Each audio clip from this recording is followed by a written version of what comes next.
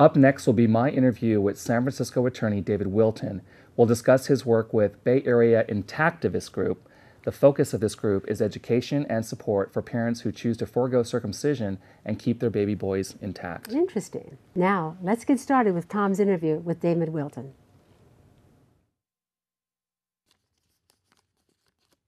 The Bay Area Ntactivist Group, or BANG, is a grassroots organization opposed to unnecessary infant genital surgeries of boys, girls, and intersex children.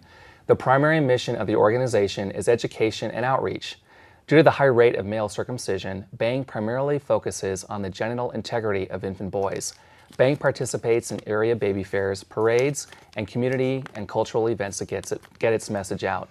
Joining us tonight to discuss the goals of BANG is David Wilton. David, welcome to the show. Thank you.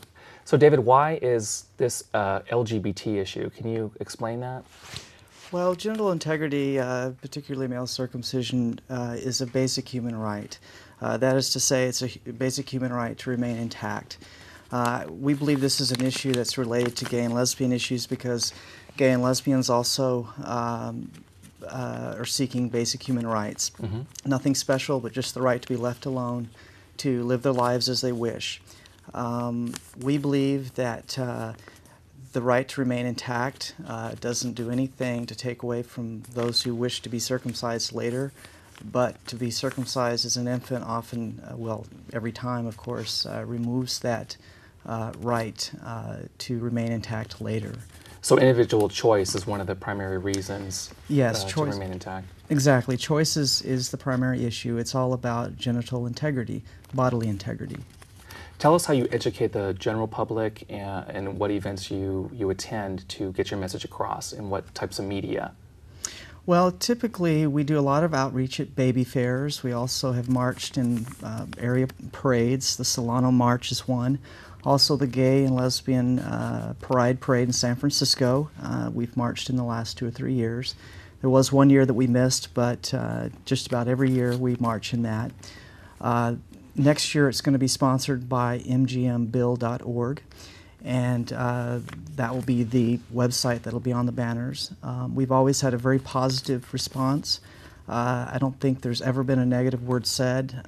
Most people, when they see us in that parade, get it. They understand that we're there promoting the rights of the individual to not just genital integrity, but basic human rights to live their lives as they wish with autonomy. Who are your members primarily of your group? Our members are men and women, gay and straight, although there's a large gay contingent. About a third to a quarter to a third of our group is Jewish. Well, that's interesting. Yes, some of the most important people in terms of effort and time in our group are Jewish, so we have a lot of support in that community. But we're of all types, young and old. There's, I would say, about a third or so of our group is probably under 30, and the rest are probably over 30. Do you feel people are receptive to the education information you're putting out to them? We've always had a very good reception, particularly in California, where the male circumcision rate is low, unlike much of the rest of the country. Occasionally you'll have someone who doesn't understand, and there is something of a negative reaction, but that's very rare. One of the most interesting things that occurs frequently is we'll have teenagers that come up and say that they're intact. This is particularly at some of the fairs that go on in Berkeley and other parts of the Bay Area, not just the Gay Pride Parade. And they're very proud of that fact, and they understand it. Young people get this very quickly, particularly those who are intact. What do you say to the counterpoint argument of, well, circumcision is done medically for health reasons and the like?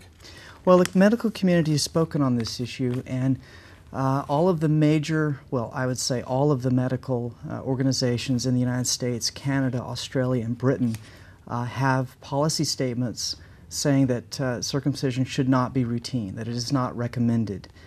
So the medical community has spoken on this, and all of the reasons put forth in the past for promoting this have more or less been either debunked or considered. The studies have shown that the pros are so weak that they're not sufficient to recommend it routinely.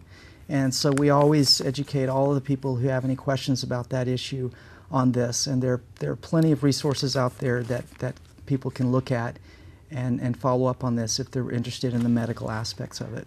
That's great, David. It sounds like you have more updated information and can counter some of the other information out there. So thank you for being on our show. We'd like to have you back at some point. For those of you who want more information on the organization, point your web browser to the information on your screen and learn more about BANG and its goals. Thank you very much for being on the show. Thank you.